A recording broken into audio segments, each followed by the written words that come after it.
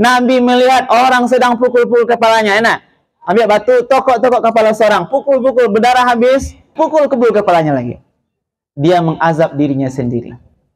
Lalu Muhammad bertanya, wahai Jibril, itu apa? Orang kok pukul badan kepala sendiri? Itulah orang-orang yang enggan dak amwa sembahyang, dak mau sholat, keras kepala dia, tetap dak mau sholat. Diingatkan sholat lena, bekolah mak ya, bekolah sholat. Kesemuanya dia tidak mau sholat, tidak menjaga sholatnya, sehingga nanti karena kepalanya keras, tidak mau patuh, tidak mau dia sholat, sehingga nanti digambarkan dia akan mengazab dirinya sendiri, memukul-mukul kepalanya. Bismillahirrahmanirrahim. Assalamualaikum warahmatullahi wabarakatuh.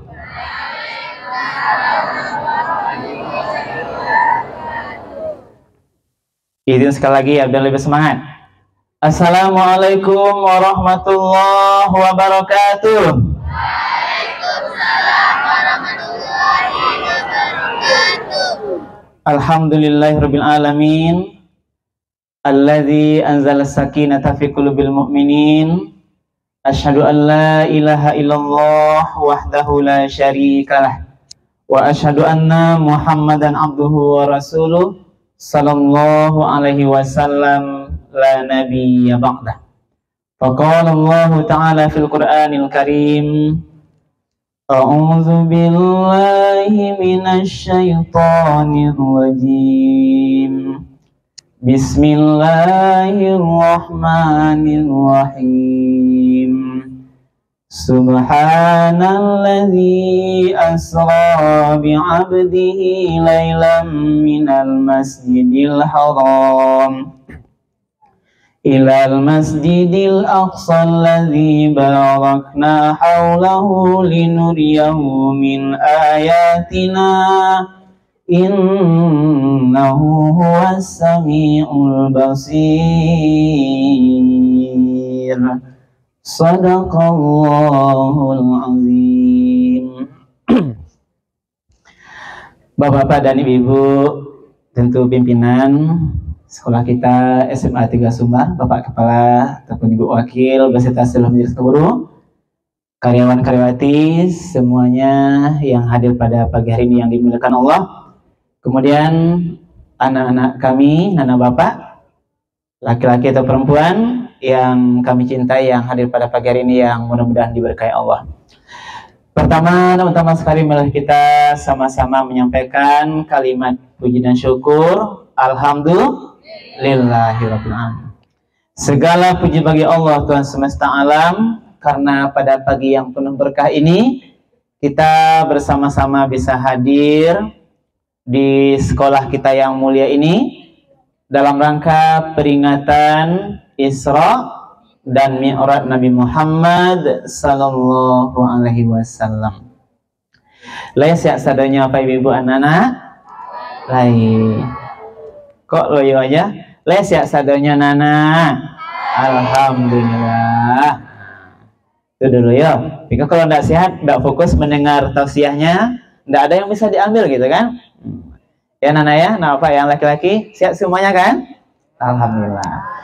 Kemudian kita sampaikan salawat dan salam kepada Nabi kita Nabi Muhammad sallallahu alaihi wasallam yang telah meninggalkan Al-Quran dan Sunnahnya sebagai dua pedoman hidup yang akan menyelamatkan kita dari kehidupan dunia yang sementara ini sampai nanti kehidupan yang kekal abadi di akhirat kelak.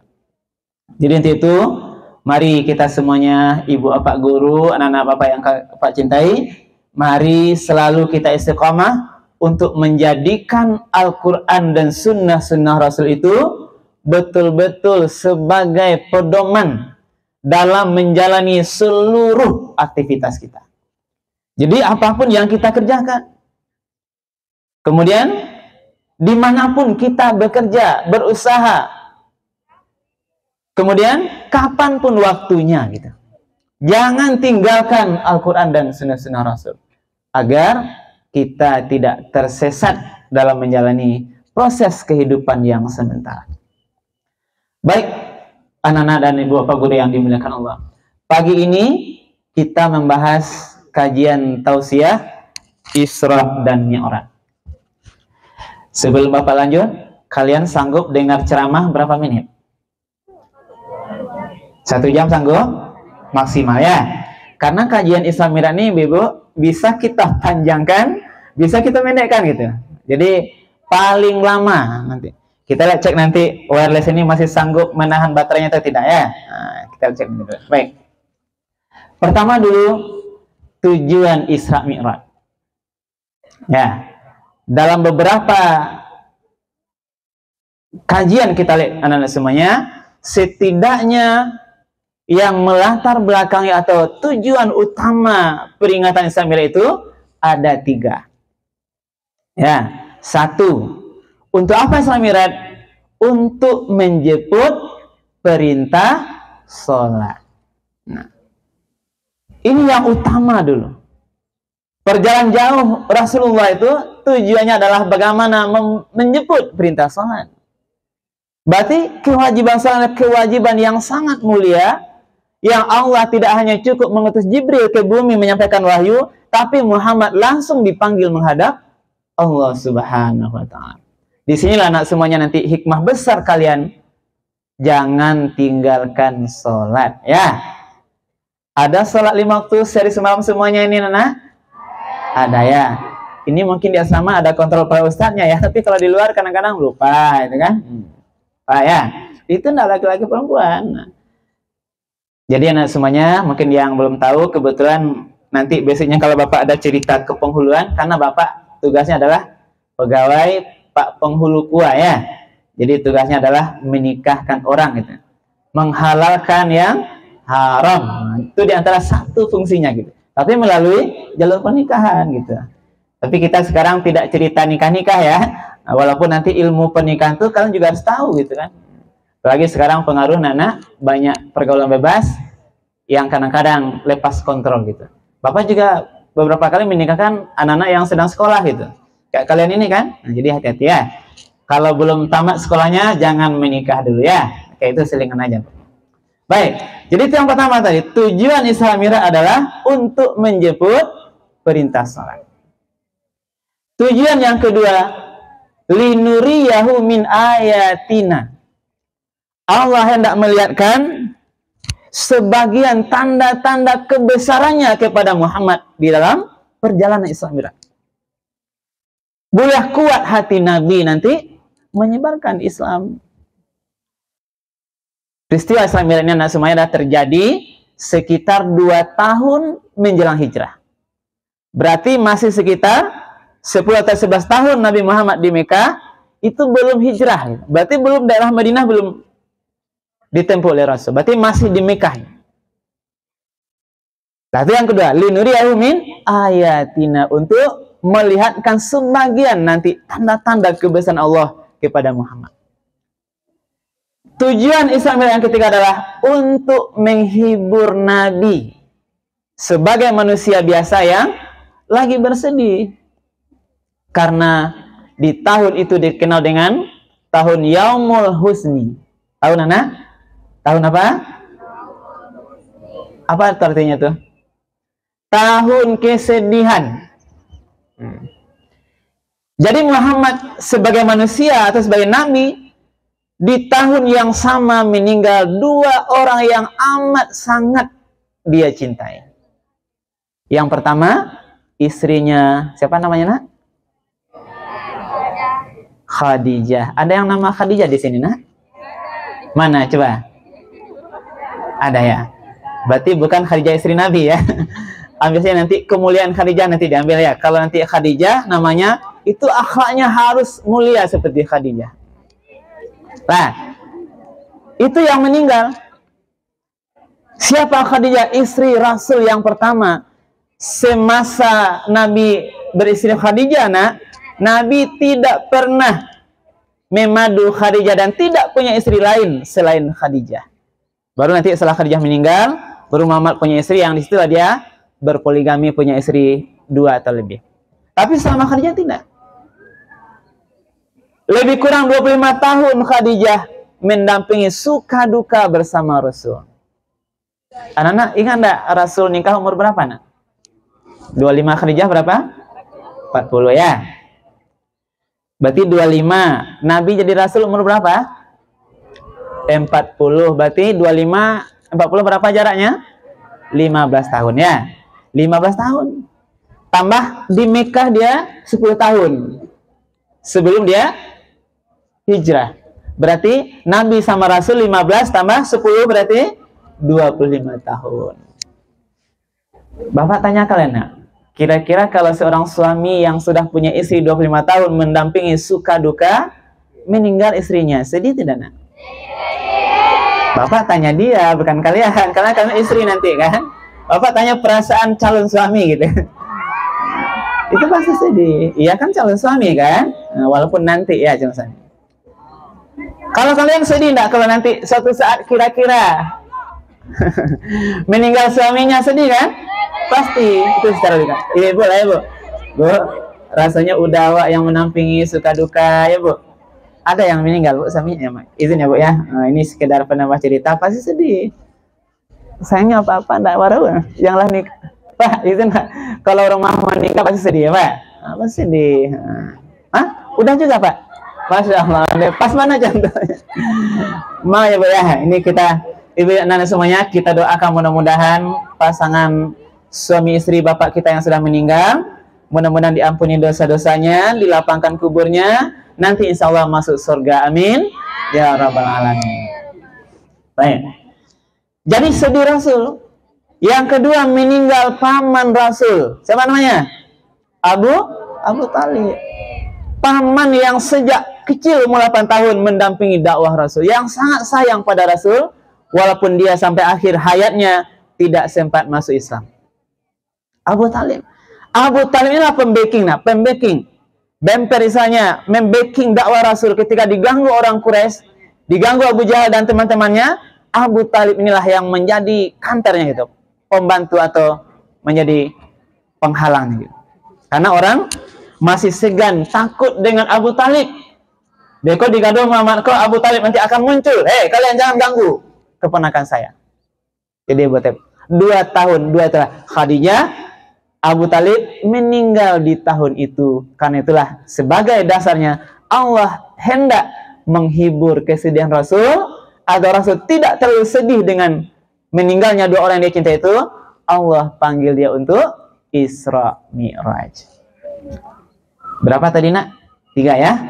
Pertama menyebut salat, kedua ingin melihatkan tanda-tanda kebesaran Allah, yang ketiga untuk menghibur Nabi. Nabi diajak refreshing, jalan-jalan. Kemana jalan-jalan Nabi? Hebatnya jalan-jalan Nabi ini tidak hanya lapisan bumi, tapi juga lapisan langit ke atas. Ada orang yang sudah jalan-jalan ke langit, nak? Tidak ada. Siapa? Atau ada yang mimpi? Tidak ada. Makanya sebenarnya kalau ada orang-orang ya, sekarang dia baru jalan-jalan ke Batam, baru ke Jakarta, sudah selfie-selfie yang gaya-gayaan, baru dia ke luar negeri, ke Amerika, sudah umbar-umbar perjalanan, itu kecil. Muhammad tidak hanya lapisan langit, bumi, tapi ke langit jalan-jalannya. Itu nanti yang kita ceritakannya. Berarti hebat. Baik. Itulah 3 dasarnya. Nah, maka kita bagilah, nak, peristiwa Isra dan Mi'raj. Yang mana Isra? Isra perjalanan. Nah, itu tadi ayat dibacakan teman kalian, surah Al-Isra ayat 1, itu dalil Isra. Bapak sampaikan, kita ingat ya, kita coba nanti kupas satu persatu makna dari kata-kata dalam surat Al-Isra. Nah, A'udzubillahi minasyaitonirrajim. Bismillahirrahmanirrahim. Subhanallazi. Apa awalnya, nak? Subhana. Apa maknanya? Maha suci Allah. Apa makna suci? Maha suci Allah. Allah maha suci, tidak mempunyai sedikit pun kekurangan. Hebat, maha luar biasa, maha dahsyat. Dia bisa menjadikan peristiwa-peristiwa yang tidak masuk akal, yang tidak mungkin terjadi kecewa, tapi kalau Allah berkehendak pasti bisa terjadi. Itulah makna subhanallah. Kita tarik ke belakang dulu. Ada peristiwa yang tidak bisa masuk akal ketika ada mukjizat Nabi Ibrahim. Tahu mukjizat Nabi Ibrahim, nak? Apa? Tahan api dia. Tidak hangus dibakar. Jadi Allah bisa berkehendak pada api, tidak membakar.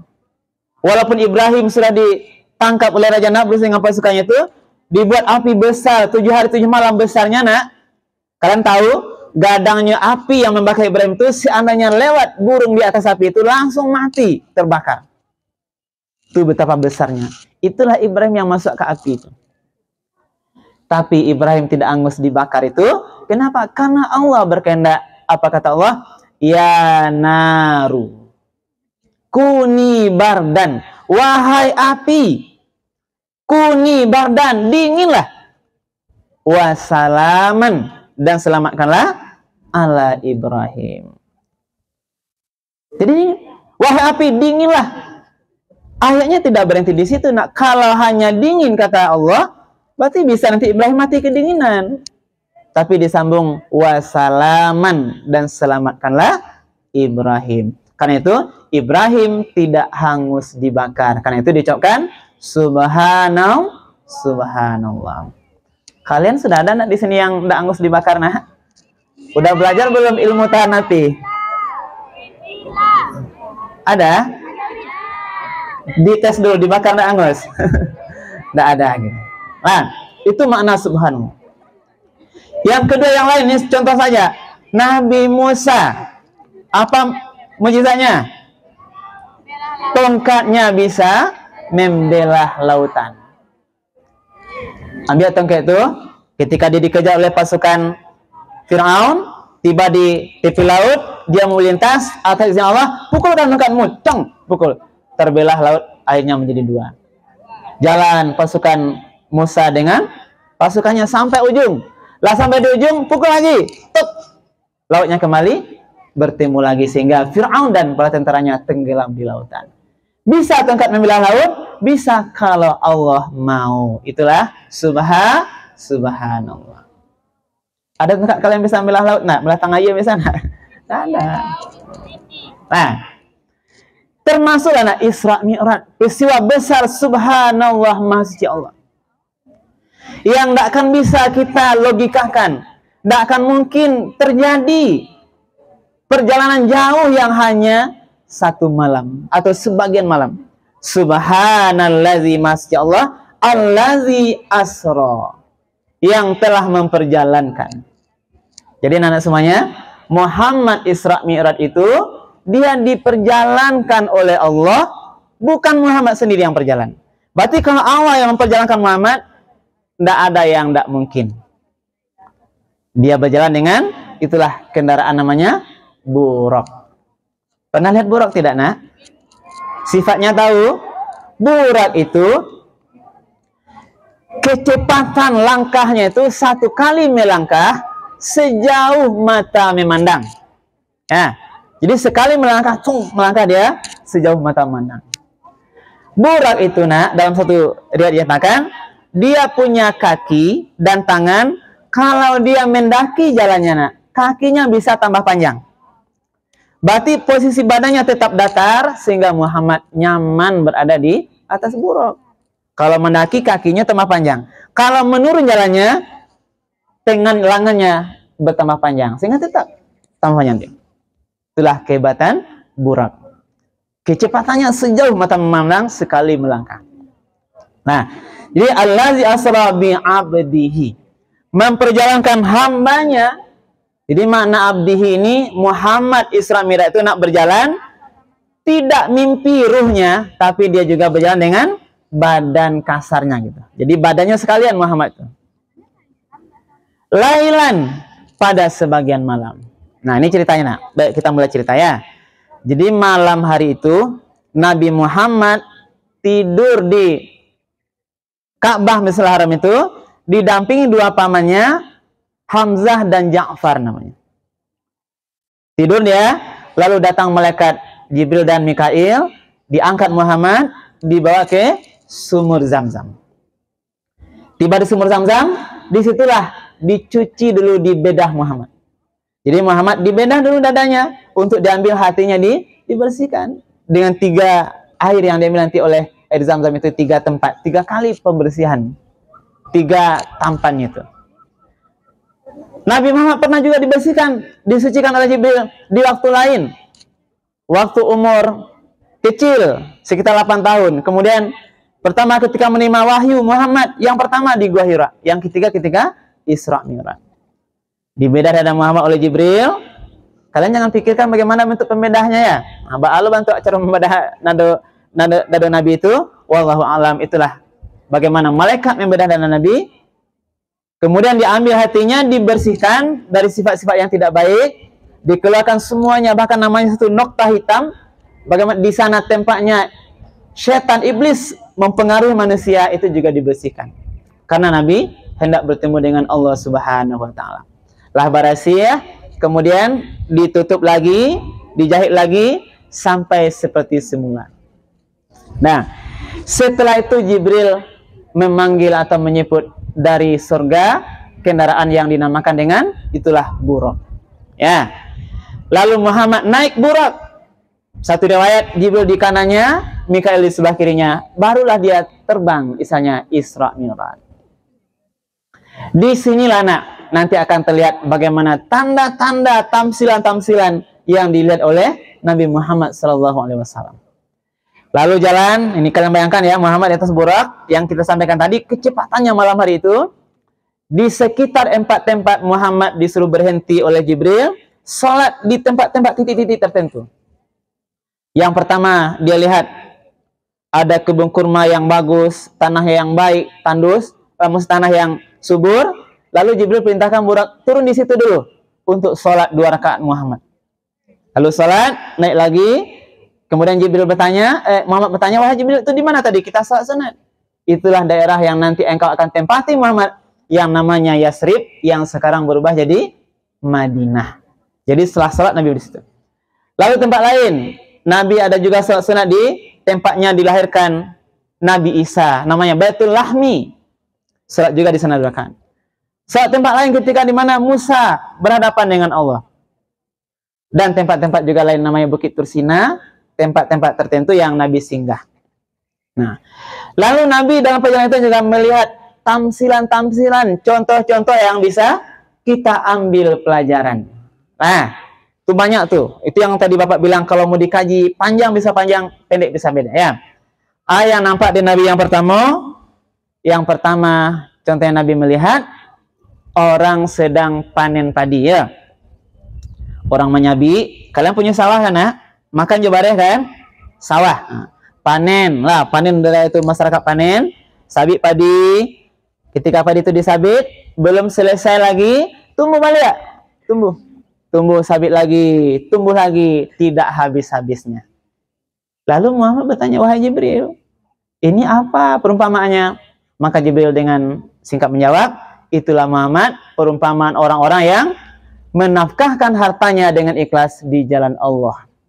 Jadi kalian kalau mau pahala taruh, dapat dakwah, banyak-banyak bersedekah. Nah, bersedekah, lapang atau sempit. Kalau lapang banyak sedekah, kalau sempit sedikit sedekahnya. Itulah akan nanti pahalanya terus kita dapatkan tidak habis-habisnya. Jalan lagi Muhammad, berbau kuburan yang harum wangi. Harum kuburan tuh. Lalu Muhammad bertanya pada Jibril, wahai Jibril, ini apa nih yang harum? Itulah kuburan Masyitoh. Tahu Masyitah nak? Ada yang nama Masyitah sini? Siapa Masyitah coba? Tadi Khadijah dia juga, Masyitah dia juga. Nah, nanti Aisyah dia juga, ya semuanya dia. Nah, Masyitah adalah pembantu yang tukang sisir rambut anak Fir'aun. Dia menjaga tauhidnya. Ketika disisir rambutnya, jatuh sikit itu, apa dia bilang? Astagfirullah. Istighfar dia. Padahal Fir'aun itu adalah dianggap Tuhan. Maka Fir'aun marah pada dia gitu. Sehingga akhirnya ceritanya Masyitah ini meninggalnya dalam keadaan istilahnya dihukum oleh Fir'aun. Tapi kuburannya harum, mempertahankan akidah anak semuanya, walaupun kita berat, pahit, tapi itulah yang benar. Nah, jadi akidah kalian jangan mudah dibali nanti dengan harga dunia. Lah, itu yang rancak. Buat cari yang dah elok lah. Nah, jalan hijrah tu Nabi melihat orang sedang pukul-pukul kepalanya, enak. Ambil batu, tokok-tokok kepala seorang, pukul-pukul, berdarah habis. Kemudian tumbuh lagi, pukul-pukul kepalanya lagi. Dia mengazab dirinya sendiri. Lalu Muhammad bertanya, wahai Jibril, itu apa? Orang kok pukul badan kepala sendiri? Itulah orang-orang yang enggan dak amwa sembahyang, dak mau sholat, keras kepala dia, tetap dak mau sholat. Diingatkan sholat lena, bekolah mak ya, bekolah sholat. Kesemuanya dia tidak mau sholat, tidak menjaga sholatnya, sehingga nanti karena kepalanya keras, tidak mau patuh, tidak mau dia sholat, sehingga nanti digambarkan dia akan mengazab dirinya sendiri, memukul-mukul kepalanya sendiri. Banyak lagi yang lain, anak semuanya. Kita singkat saja. Lalu akhir cerita, sampailah Muhammad di Masjidil Aqsa di Palestina. Tiba di Masjidil Aqsa itu, diikatkan burak itu di suatu tempat tertentu. Lalu Muhammad di Masjidil Aqsa itu sholat. Ketika sudah masuk waktu sholat, lalu dia lirik ke belakang. Ternyata banyak orang-orang di belakang, pengikut Nabi Muhammad. Setelah itu Nabi bertanya, siapa itu Jibril yang jadi nanti makmum ketika saya jadi imam? Itulah para nabi-nabi sebelum engkau Muhammad. Berarti Muhammad di Masjidil Aqsa waktu itu, dia menjadi imam para nabi-nabi yang lain. Itulah kemuliaan. Setelah itu barulah selesai peristiwa Isra, barulah Mi'raj. Itu naik ke langit. Nah, itu dasarnya semuanya di dalam surah An-Najmi, surat ke-53 ayat 13 sampai 18, itu dalil yang bercerita tentang kebenaran peristiwa Mi'raj. Baik. Lalu yang pertama, Jibril membawa Muhammad naik terbang ke langit. Tiba di pintu langit pertama. Nah, ini anak semuanya kalian ketahui, langit adalah suatu tempat yang dijaga ketat oleh para malaikat sesuai dengan izin Allah. Tidak ada manusia yang bisa menembus langit karena dijaga oleh malaikat. Lalu Jibril datang bersama Muhammad. Itu Jibril, Jibril, untuk kalian ketahui sebagai ilmunya, Jibril adalah pimpinan para malaikat. Dia pimpinan, ketuanya seluruh malaikat itu adalah dia pimpinan malaikat. Ketika dia datang di langit pertama pintunya itu, walaupun dia pimpinan para malaikat, penjaga langit pertama tetap bertanya sesuai dengan standar SOP-nya gitu. Lalu ditanyakan, Assalamualaikum, kata Jibril, dijawab penjaganya, Waalaikumsalam. Siapa engkau? Jadi bertanya penjaga langit. Yang ditanya Jibril, siapa engkau? Aku Jibril. Ketika Jibril jawab, aku Jibril, langsung dibuka pintunya. Nah, tidak. Ditanya lagi, siapa bersama engkau? Dijawab Jibril, Muhammad. Lalu ditanya lagi yang ketiga, apakah dia sudah diutus, wahai Jibril? Jadi Muhammad itu sudah diutus atau belum? Betul, dia sudah diutus. Barulah dibukakan pintu langit pertama. Ingat ya, pertanyaan di setiap langit sampai 7 nanti itu sama seperti itu. Ditanya dulu, baru dibukakan pintunya. Terbuka langit pertama, di sanalah Muhammad melihat seorang laki-laki yang duduk. Ketika dia lirik kanan, senyum dia, kiri nanti sedih dia. Itulah Muhammad bertemu dengan di langit pertama Nabi Adam alaihissalam. Nenek moyang kita. Diucapkan salam, assalamualaikum, waalaikumsalam, diberikan selamat, cerita demikian. Kemudian nanti didoakan mudah-mudahan Muhammad nanti bisa bertemu atau langsung miranya itu dengan keadaan baik, bertemu Allah Subhanahu wa taala. Jadi yang pertama, langit pertama Muhammad bertemu dengan Nabi Adam. Selesai naik ke langit yang kedua, tiba di pintu yang ditanya yang sama yang seperti tadi, dibukakan pintu langit kedua oleh malaikat. Di langit kedua telah Muhammad melihat bertemu dengan dua nabi yang bersaudara. Siapa nak?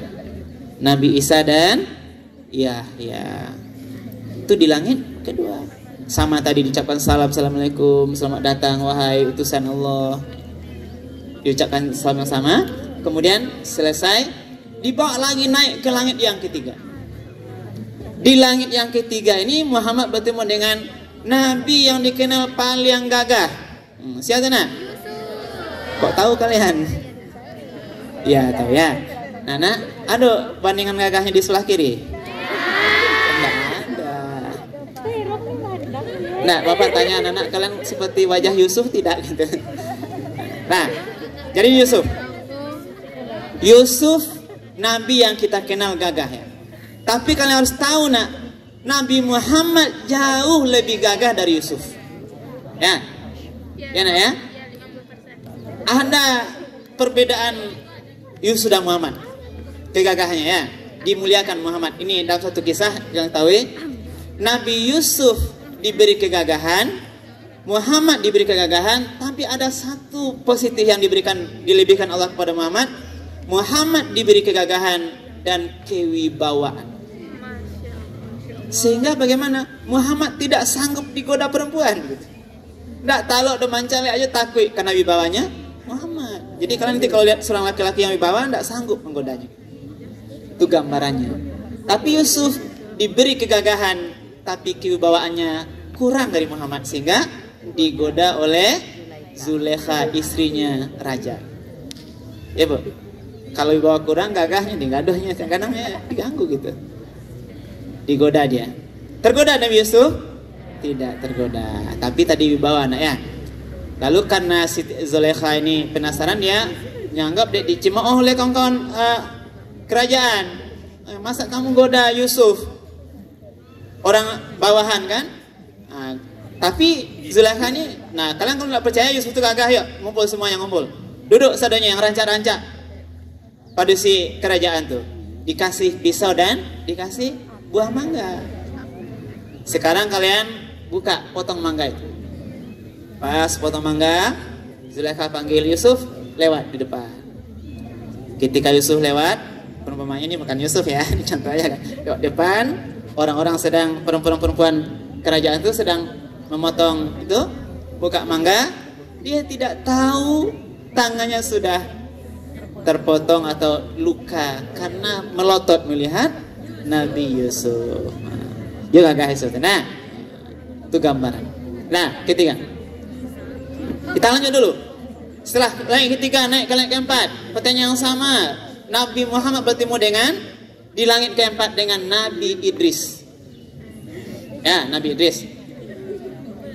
Diberikan salam yang sama tadi bertemu dengan Nabi Idris. Lanjut lagi ke atas, dibuka kami ke langit kelima. Di sana Nabi Muhammad bertemu dengan Nabi Harun. Harun semasa dengan siapa nak? Dengan Musa. Ya, ini tambahan sedikit cerita tentang Nabi Harun.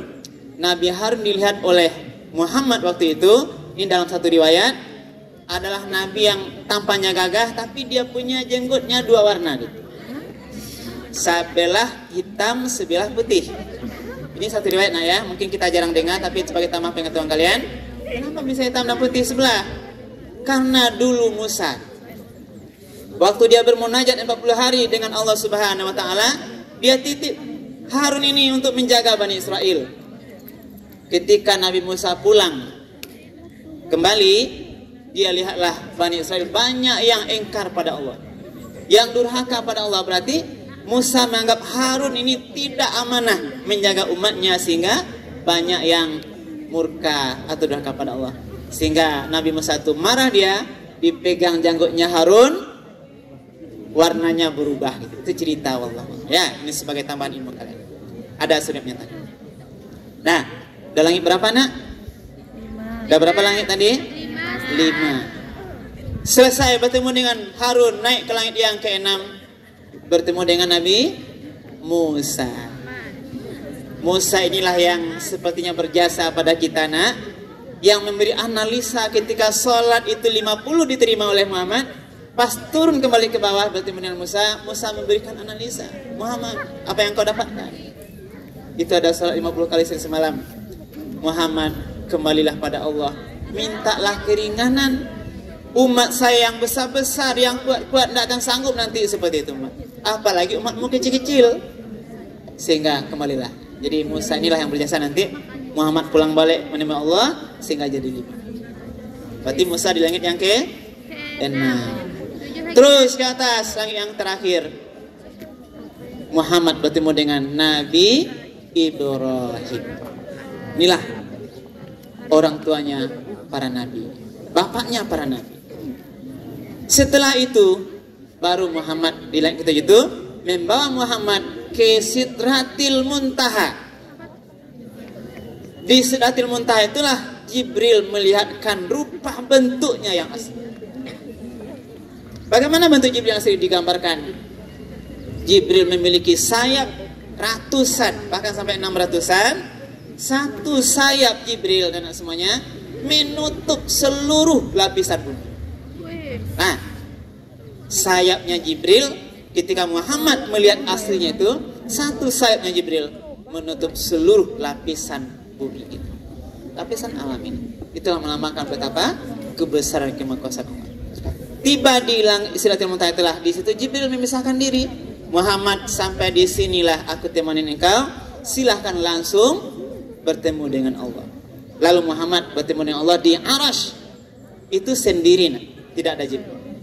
Muhammad lalu sujud pada Allah. Kemudian lalu di sanalah Muhammad menerima perintah kewajiban melaksanakan sholat 50 kali sehari semalam. Kira-kira nak kok 50 kali wak semayang talo dana.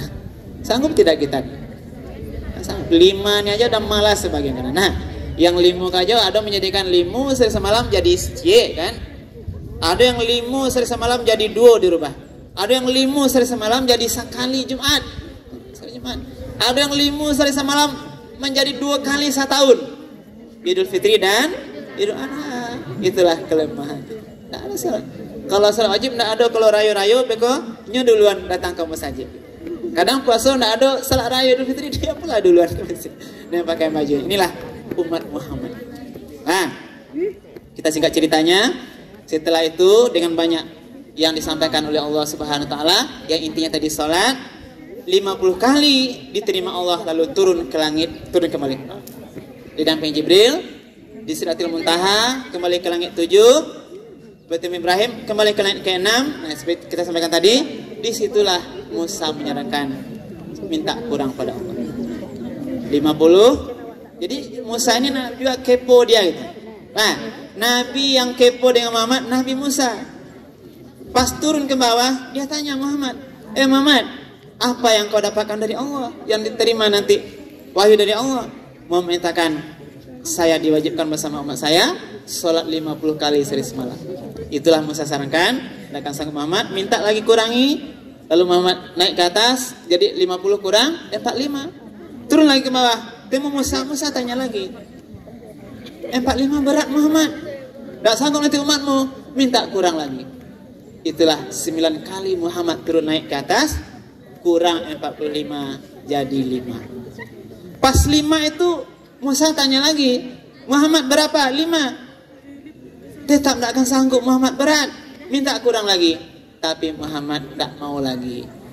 Karena kalaupun nanti naik ke atas minta kurang lagi, habis tidak jadi wak sholat. Makanya Muhammad langsung turun ke bawah, langit 6, 5, 4, 3, 2, 1, terus kembali ke Baitul Maqdis, kembali ke Mekah. Pas di Mekah itu, ketika Jibril sudah kembali pergi, Muhammad masih dapati pamannya tadi masih tertidur. Hamzah dan Ja'far sebelum subuh. Ini waktunya. Lalu bangun, pagi itu subuh. Setelah bangun Muhammad duduk di sebuah tiang seperti termenung dia, karena berat bagaimana menceritakan kejadian ini kepada umatnya. Lalu datanglah Abu Jahal, ya. Tahu Abu Jahal, nak? Lai tahu Abu Jahal, nak? Ya, dia paman Nabi tapi yang jahat pada Nabi. Tanya Muhammad, "Hai Muhammad, kenapa sepertinya pagi ini kau memikirkan hal yang berat?" "Oh iya paman, saya malam tadi diberangkatkan Isra dari Masjidil Haram ke Masjidil Aqsa." Jadi Muhammad baru menyampaikan dari Masjidil Haram ke Masjidil Aqsa Isra. Muhammad belum bercerita lagi Mi'raj. Dipotong langsung oleh Abu Jahal. Oh demikian Muhammad. Abu Jahal bahagia hatinya. Yang bahagianya dia merasa inilah kesempatan terbaik untuk mempermalukan Muhammad. mengada-ada cerita. Mungkin Muhammad sudah stres atau mungkin sudah gila dia. Lalu Abu Jahal punya inisiatif untuk mengumpulkan seluruh masyarakat. Muhammad, saya kumpulkan masyarakat, nanti kau cerita di sana Muhammad. Abu Jahal bermaksud inilah kesempatan nanti untuk mempermalukan Muhammad, membuli Muhammad. Lalu berkumpul orang, Muhammad bercerita, di sanalah orang mendengar itu anak-anak semuanya. Ada yang ketawa-ketawa, ada yang bersiul-siul, senyum-senyum, karena Muhammad dianggap sudah mulai hang gitu, stres, dianggap gila sebagian, bercerita yang tidak mungkin hanya waktu malam sedikit dari Masjidil Haram ke Masjidil Aqsa dia bisa tempuh, karena tidak masuk akal. Kenapa? Karena kalau jalan biasa nah semuanya itu menempuh jalan waktu 1 bulan bahkan sampai 40 hari dari Masjidil Haram ke Masjidil Aqsa. Lalu dicemooh Muhammad, maka ada seseorang sahabat datang namanya Abu Bakar. Ya, datang Abu Bakar, lalu mendengar cerita itu, dia tanya oleh Abu Jahal, mungkin gimana pendapatmu? Dia datang Muhammad, Muhammad, benar engkau bercerita Muhammad? Betul kata Muhammad. Lalu dari depan orang ramai, itulah Abu Bakar menyatakan sebuah statement yang hebat.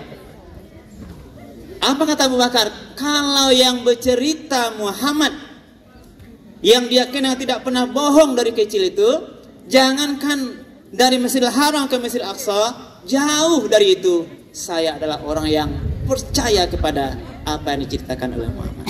Maka Abu Bakar diberi gelar dengan As-Siddiq, orang yang percaya terhadap apa yang dilakukan oleh Muhammad. Habis cerita Isra Mi'raj. Anak-anak yang dimuliakan Allah. Jadi inilah gambaran kisah Isra Mi'raj yang bisa kita ambil hikmah. Yang pertama anak semuanya, perjalanan mulia ini perjalanan yang tidak bisa diterima akal ya. Maka harus kita nilai dengan keimanan. Tadi kita tahu kan, kalau Allah yang berkehendak, sebagaimana surat Yasin yang dikatakan, innama amruhu iza arada syai'an ayyakula lahu kun fayakun. Jadilah, maka jadilah ia. Maka orang barat menganggap yang tidak mungkin, karena perjalanan cepat kilat menembus lapisan langit, tidak akan mungkin terjadi. Mari ingat semuanya, bu semuanya. Yang penting tadi di antara hikmah terbesar menyebut sholat, Bapak berpesan, mari tetap istiqamah menjaga sholat kita bersama ya. Enak ya? Jaga sholat. Pertama, perbaiki waktunya 5, jangan kurangi. Nah, lah lengkap 5 kita kerjakan. Jaga waktu sholat. Afdalus sholat fi awali waktiha. Sholat yang paling afdal adalah di awal waktu. Jangan lambek-lambek semayang. Ya, nah? Kadang orang azan, hayya 'alas shalah. Dimanapun berada kita segera pergi sholat. Jaga waktunya, yang penting juga jaga kekhusyukan sholat. Karena sholat yang akan diterima oleh Allah adalah sesuai dengan kualitas kekhusyukan kita. Belajar terus bacaan sholat, pelajari terjemahannya, perbanyak hafalan untuk sholat kita agar nanti sholat kita diterima oleh Allah Subhanahu wa Ta'ala. Inilah mungkin yang dapat Bapak sampaikan kajian kita pagi ini. Mungkin banyak hikmah lain yang bisa kalian ambil dari peristiwa Isra Mi'raj ini, menjadi tambahan pengetahuan untuk amal kita yang lebih baik di masa yang akan datang. Demikian mungkin Ibu Bapak Guru yang dapat kami sampaikan. Terima kasih atas segala perhatian. Banyak maaf atas hal yang kurang berkenan. Kami akhiri subhanakallah bihamdika asyhadu an la ilaha illa anta astaghfiruka wa atubu ilaik. Billahi taufiq wal hidayah. Wassalamualaikum warahmatullahi wabarakatuh.